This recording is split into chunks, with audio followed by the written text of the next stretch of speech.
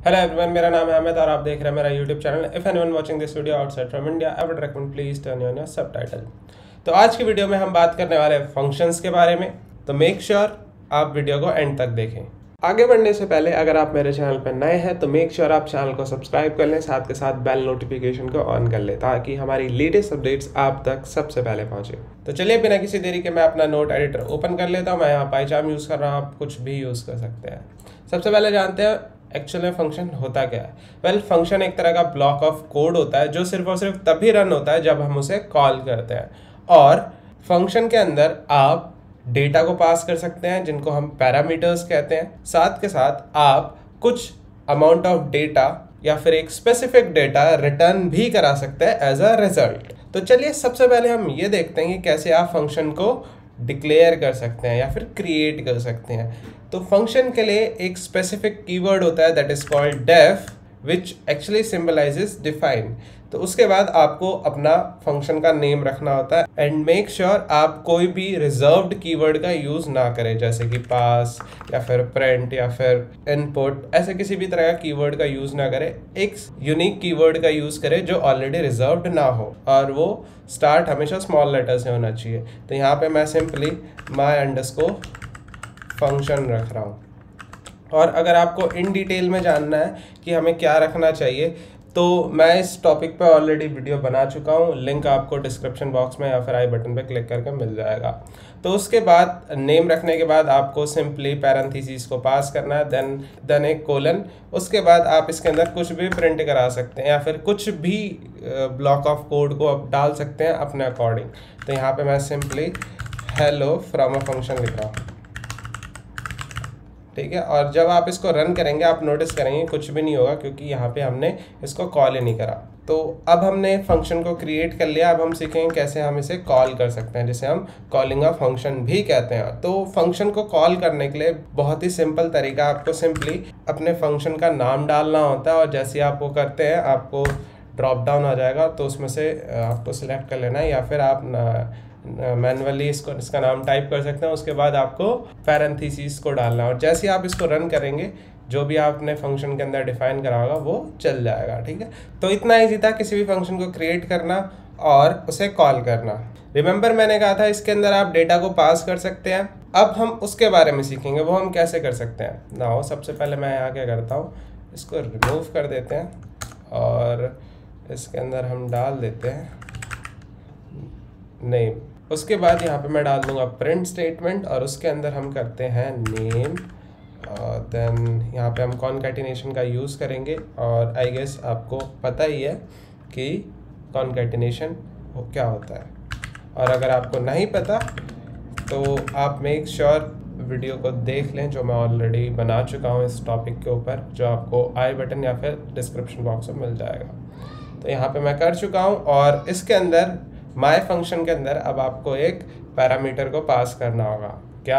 अब आप इसके दो तरीके हैं। पहला तरीका तो ये है, आप नेम इज इक्वल टू, आप इसके अंदर जो भी लिखना चाहें, मैं यहाँ पे अमित डाल रहा हूँ। पहला तरीका तो ये, अगर आप ऐसे करते हैं तो भी हो जाएगा, ठीक है। स्पेस डाल देते हैं ताकि यहाँ पे स्पेस आ जाए, ठीक है। दूसरा तरीका ये है, आप डायरेक्टली इसको विदाउट दिस आप इसको ऐसा कर सकते हैं, बट ये तभी वर्क करेगा जब आपका यहाँ पे सिंगल पैरामीटर हो, जो अभी हम बात करने वाले हैं क्या है इसमें मल्टीपल कैसे पास करते हैं।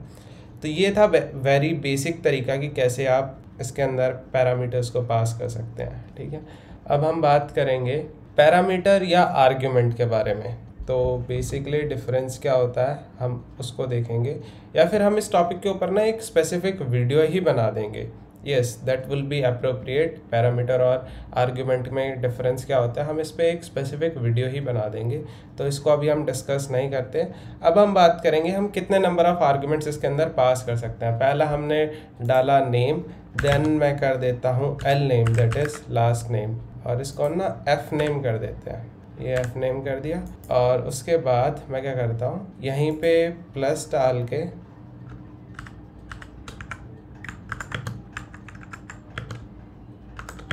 और उसके बाद कर देते हैं L name, then again plus, और ये हो गया। तो अब यहाँ पे देख रहे होंगे आप, यहाँ पे ना एक तरह का अलग से हाईलाइट हो गया। तो इसको रिड्यूस करने के लिए हम क्या करते हैं, यहाँ पे हम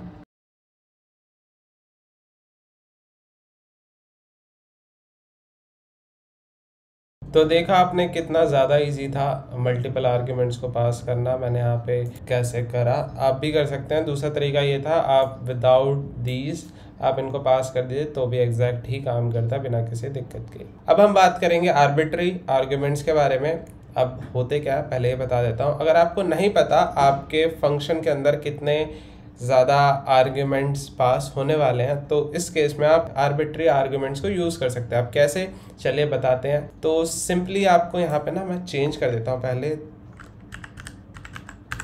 फ्रूट्स कर दिया। नाउ अगर आपको नहीं पता कितने ज़्यादा आर्ग्यूमेंट्स यूज़र इसके अंदर पास करने वाला है, तो सिंपली आपको एस्ट्रिक साइन को यूज़ करना है, और इसके बाद हम इस प्रिंट स्टेटमेंट को भी कुछ हद तक चेंज करेंगे। एक्चुअली पूरा ही चेंज कर देंगे। मैं बताता हूँ कैसे। यहाँ पे मैं एक बेसिक सब स्ट्रिंग यूज़ कर रहा हूँ, और ये था मेरा बेसिक स्ट्रिंग, और इसके अंदर अब मैं पैरामीटर के अंदर पास करूँगा मल्टीपल फ्रूट्स नेम पास कर देते हैं। तो ये मैंने पास कर दिया। अब आप देखोगे एक छोटा सा मैजिक। तो यहाँ पे मैंने एक तरह से इसने जो है पूरे को लिस्ट कंसीडर करा, और इस लिस्ट में से सेकंड एलिमेंट को चूज़ करा 0 1 2। अब क्या होगा अगर वो सेकंड एलिमेंट लिस्ट उसमें प्रेजेंट ही ना हो, तो एक एरर आ जाएगा। क्या आएगा एरर कि tuple out of range, basically out of range का एरर आएगा। ठीक है, तो ये मैंने आपको बता दिया। और इसको अवॉइड करने के लिए आप ट्राई कैच भी यूज़ कर सकते हैं, जिसके बारे में हम इन डिटेल में अपनी एक स्पेसिफिक वीडियो में बात करने वाले हैं। तो moving towards our next topic जो है कीवर्ड आर्ग्यूमेंट्स। अब ये क्या होता है चलिए बताते हैं। इसके अंदर हम क्या करते हैं, फ्रूट्स हमने पास करा हुआ इस, या फिर इसको हम फ्रूट 1 फ्रूट 2 फ्रूट 3 कर देते हैं। ठीक है, ये हमने 3 फ्रूट बना दिए। ये हमने इसके अंदर फ्रूट 1 डाल दिया इंस्टेड ऑफ जो हमने पहले डिक्लेयर करा था। अब हम क्या करते हैं, इसके अंदर बारी बारी करके, या फिर इसको ऐसे रहने देते हैं। ठीक है, डन, लेट्स रन दिस। तो क्या आया मेरे पास आंसर, मेरे पास आंसर आया फ्रूट 1 का जो हमने डिक्लेयर करा हुआ था, क्या, एप्पल। सिमिलरली अगर मैं इसको फ्रूट 2 कर दूं तो आप नोटिस करोगे वो ऑरेंज हो जाएगा, एंड सिमिलरली अगर मैं इसको 3 कर दूं तो वो पाइनएप्पल आ जाएगा। Pretty simple. ठीक है, तो जो भी बेसिकली समझाने का तरीका ये था, कीवर्ड आर्ग्यूमेंट्स का मतलब जो भी कीवर्ड आपने ये पास करा और उससे वैल्यू जो भी एसोसिएटेड है वो डायरेक्टली प्रिंट हो जाएगी, और यही मैं आपको बताना चाहता था। अब हम बात करेंगे आर्बिट्री कीवर्ड आर्ग्यूमेंट्स के बारे में, या फिर एस्ट्रिक के वर्क्स के। ये बेसिकली हम इसलिए यूज़ करते हैं, अगर आपको नहीं पता कि आपके फंक्शन के अंदर कितने कीवर्ड आर्ग्यूमेंट्स पास होंगे, तो आपको सिंपली 2 बार एस्ट्रिक को यूज़ करना है अपने इसके आगे जो हम अभी करने वाले हैं। चलिए पूरे को ही स्टार्टिंग से कर देते हैं। यहाँ पे मैंने कर दिया फ्रूट, और इसको भी हम कर देते हैं फ्रूट। तो यहाँ पे हम क्या करते हैं, इंस्टेड ऑफ दिस यहाँ पे हम लिस्ट कर देते हैं, और ये हमने पास कर दिया माय फ्रूट। तो इसके अंदर जो भी माय फ्रूट नाम से आएगा हमारे पास, वो उसको पिक कर लेगा। और इसके अंदर हम अगेन एप्पल पास कर देते हैं, और जैसे मैं इसको रन करूँगा, ओके, सो ये बेसिकली डबल कोट्स में जाना था, अब ये एरर नहीं आएगा।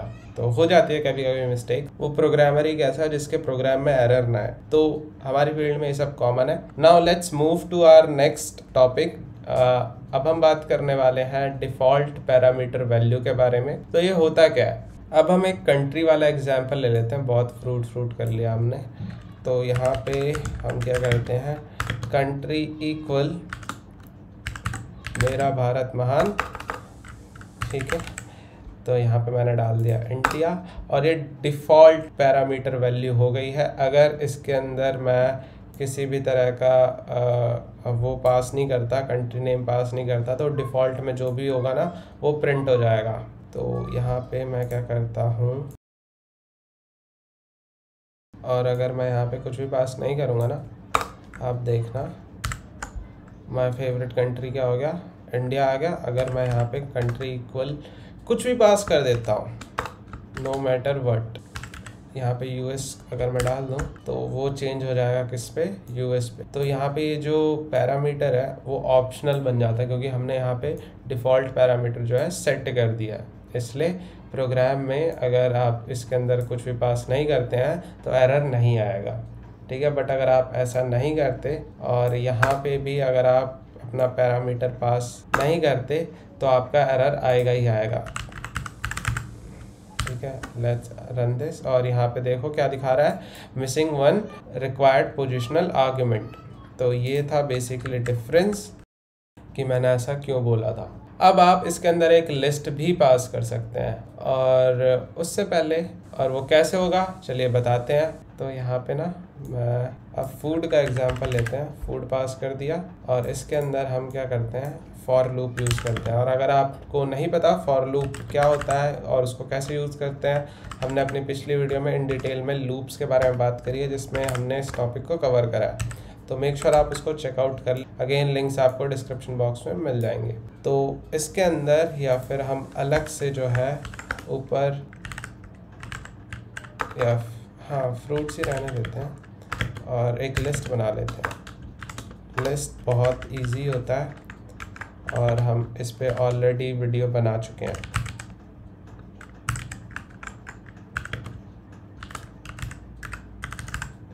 तो ये हो गया और इसके अंदर आपको सिंपली क्या करना है, फ्रूट्स को डाल देना है और जैसे आप इसको रन करोगे हो गया ना प्रिंट। और इसके आगे आप कुछ भी डाल सकते हो वैसे आप चाहो तो।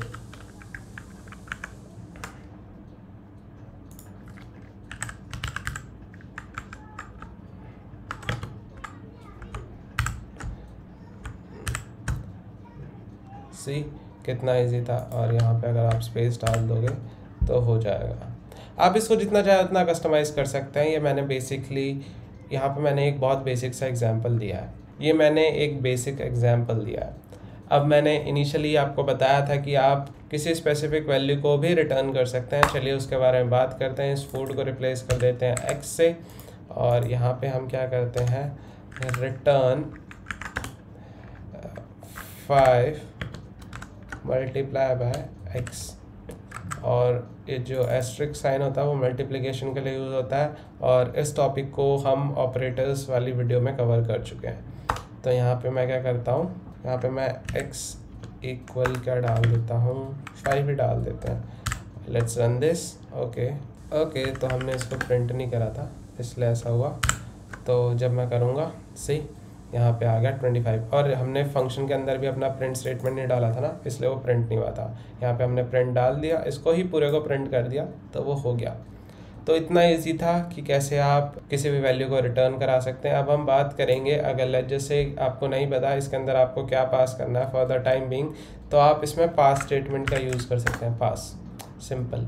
और अगर आप इसको कॉल भी कर दें तो भी कोई दिक्कत नहीं आएगी। ओके यहाँ पे पोजिशनल आर्गुमेंट मांग रहा है जो हमने नहीं दिया, कोई ना, आप इसको जितना चाहे उतना कस्टमाइज़ कर सकते हैं। अब एक ना थोड़ा सा ज़्यादा नहीं, बस थोड़ा सा एडवांस टॉपिक के बारे में बात करेंगे, दैट इज़ कॉल्ड रिकर्जन।